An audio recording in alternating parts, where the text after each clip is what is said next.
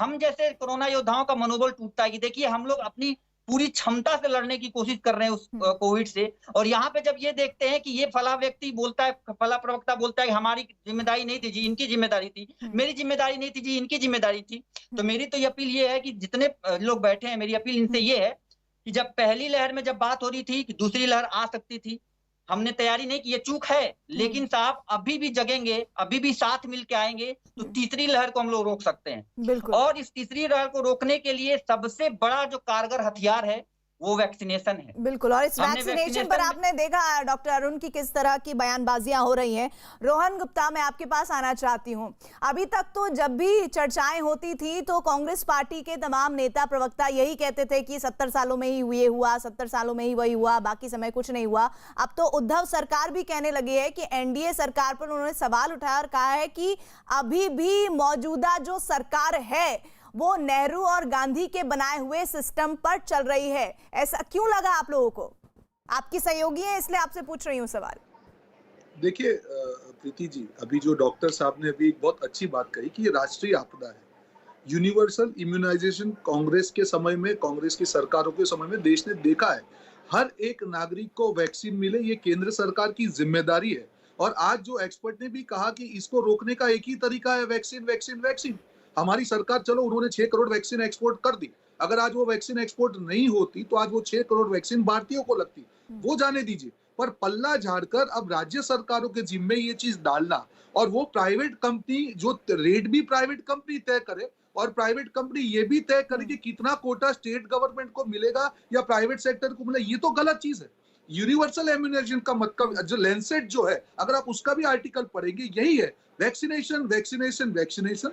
केंद्र सरकार को एक नीति तय करनी चाहिए थी, एक ही रेट तय करती। अगर केंद्र सरकार को 175 में जो चीज मिले, क्यों राज्य को 600 रुपए देना पड़े? वो पैसा किसका है? देश की जनता का है। एक ही वैक्सीन के पैसे में 3 वैक्सीन हम लोग ले सकते हैं, पर ये केंद्र सरकार ने ये काम क्यों किया? दूसरा, कंपलसरी लाइसेंसिंग की मैं बात करता हूं। देश में बहुत सारे मैन्युफैक्चरर्स हैं, अगर आप कंपलसरी लाइसेंसिंग की प्रोविजन जो पास्ट में एचआईवी के लिए हुआ है, अगर उसको आप इंपोज करते तो आज 10-12 मैन्युफैक्चर होते, उनके बीच में कंपटीशन होती, वैक्सीन सस्ती होती और हमको वैक्सीन बहुत ज्यादा मिलती।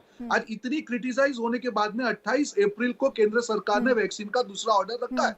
मैं आज यहाँ पे राजनीतिक बात नहीं कर रहा हूँ प्रीति जी, बड़ा देश जो परिस्थिति में है, ये एक ऐसा देश है जो ऑक्सीजन का सबसे बड़ा मैन्युफैक्चर है, ये ऐसा देश है जो दवाइयों का सबसे बड़ा मैन्युफैक्चर है, और ये ऐसा देश है जहाँ पे वैक्सीन पहले आई और वैक्सीन हमने एक्सपोर्ट कर दी। आज जब देश के नागरिक ये तीनों चीज के लिए तड़प रहे हैं तो सरकार की जिम्मेदारी तो तय होगी। भूल जाइए पास्ट को, भूल जाइए, उससे लोगों की जान वापस नहीं आएगी। आज से शुरुआत हो, केंद्र सरकार सारी राज्य सरकारों को साथ में ले, एक रणनीति तय करे। बात चल रही है लॉकडाउन की, करना नहीं करना, दिल्ली में अलग साइड से लॉकडाउन चल रहा है। आप लोग सहयोग ही नहीं कर रहे हैं, आप लोग राजनीति कर रहे हैं। कर रहा है आज बीजेपी कह रही है मैनेजमेंट एक्ट में प्रीति जी, आज सारा पावर प्रधानमंत्री जी के पास में। आज प्रधानमंत्री जी पल्ला झाड़ रहे हैं कि आप अपने हिसाब से वैक्सीन दीजिए, अपने हिसाब से लॉकडाउन कीजिए। क्यों?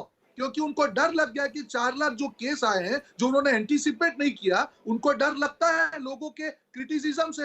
नहीं, लेकिन सुनिए, आदेश गुप्ता जी के पास मैं जाऊं रोहन, लेकिन उससे पहले आपको मैं याद दिलाना चाहती हूँ, जब पहला लॉकडाउन लगा था तब आप ही लोगों ने सबसे ज्यादा उसको क्रिटिसाइज किया था, आपने सवाल उठाए थे उस पर।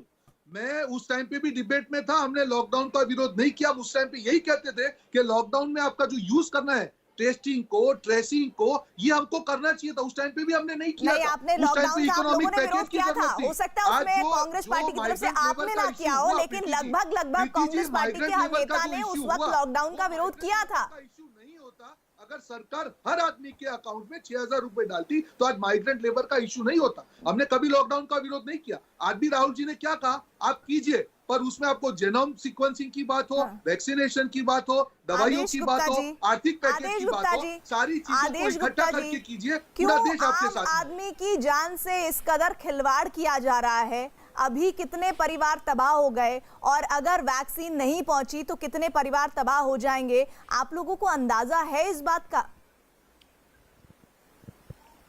देखिए, जो काम आज देश में हमारे प्रधानमंत्री नरेंद्र मोदी जी के नेतृत्व में हुआ है, वो वास्तव में इतिहास के अंदर, आप इतने कम समय में देश के अंदर वैक्सीन तैयार होना और वैक्सीनेशन अभियान चलाना, ये अपने आप में बहुत बड़ी बात है।